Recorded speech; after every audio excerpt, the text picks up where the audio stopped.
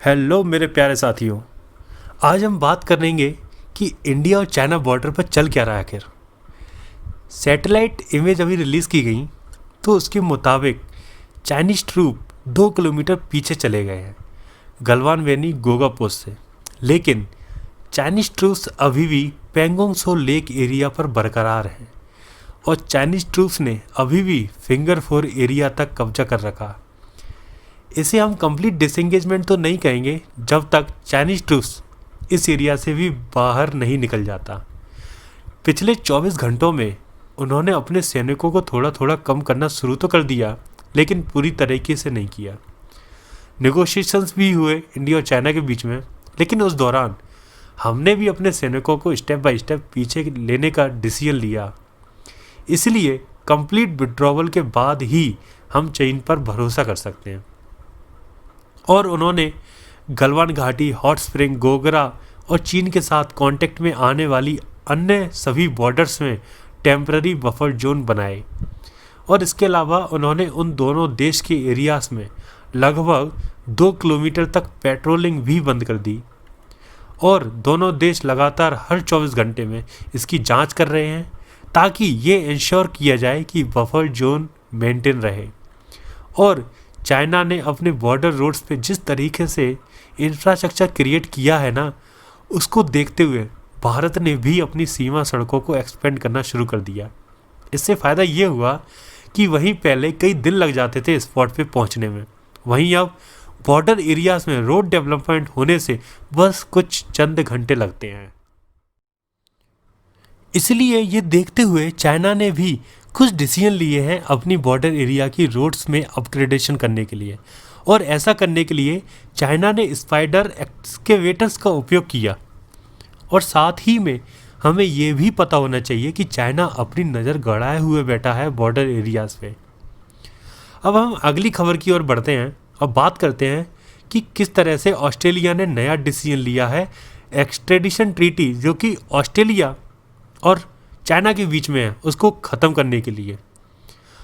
इस ट्रीटी के अनुसार ऑस्ट्रेलियाई लोगों को किसी भी पीड़ित या व्यक्ति को हांगकांग भेजना होता है, लेकिन ऑस्ट्रेलिया का ये कहना है कि हम इस एक्सट्रेडिशन ट्रीटी को ख़त्म कर सकते हैं।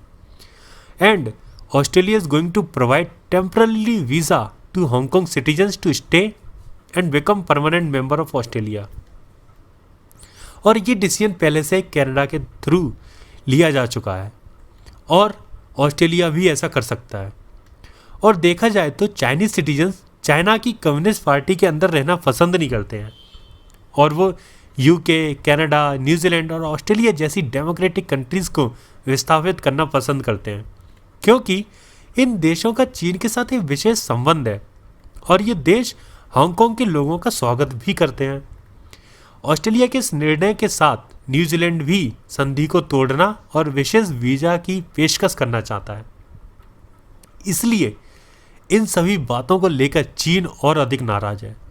ऑस्ट्रेलिया एक और फैसला लेने जा रहा है कि वे हांगकांग के इनोवेटिव लोगों को ऑस्ट्रेलिया आने की अनुमति दे रहे हैं। इसलिए कोरोना वायरस पैंडेमिक के बाद भी चीन की इकोनॉमिक हालत को काफ़ी झटका लगेगा और भारत को चीन के खिलाफ विरोध करने के कई मौके मिले और मिल भी रहे हैं।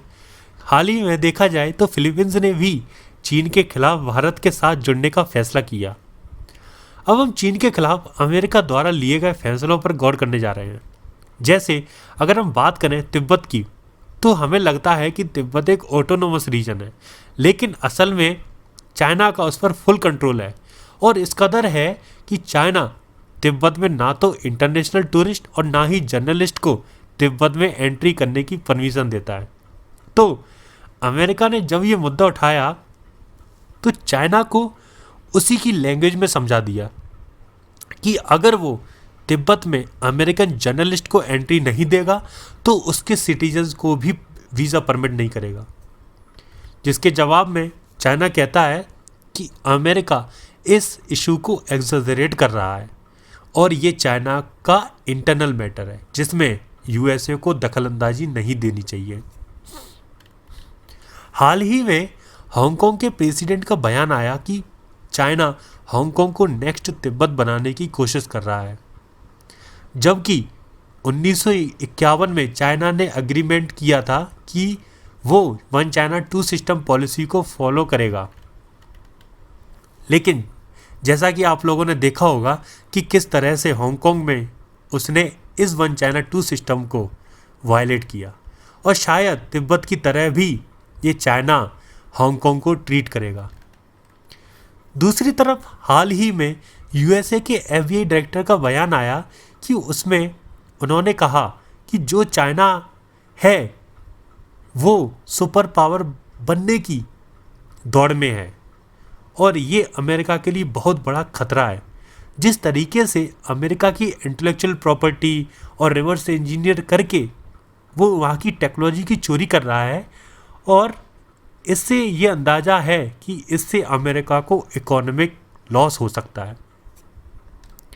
और चाइना अपनी डिवाइसेस का यूज़ करके अमेरिका के लोगों की इंफॉर्मेशन की भी चोरी कर रहा अननोइंगली।